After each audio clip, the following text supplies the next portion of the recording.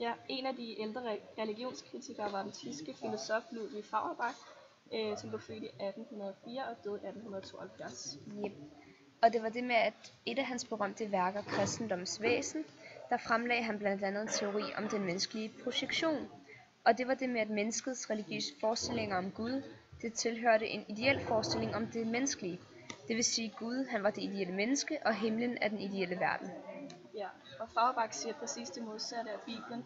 Han siger nemlig, at det er mennesket, som har skabt et billede af Gud, og ikke Gud, der har skabt mennesket. Yep.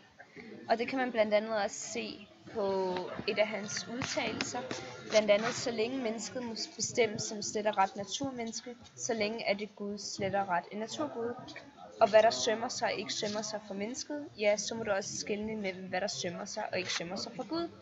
Og det er nemlig det med, at hvis man laver en ændring ved mennesket, vil der automatisk også komme en ændring ved Gud, fordi dermed vil man også få en anden ideel forestilling, end den man plejer at have. Ja, og så derfor lavede man de ideelle guder, som for eksempel Zeus, som var stærk. Det var ikke guden, der var guddommelig, men det var de egenskaber, han havde. Ja.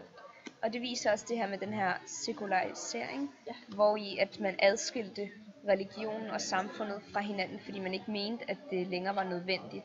Og dermed også den her rationalitet, hvor man så fornuften i, at der ikke var nogen Gud, fordi at han ikke kunne bevises.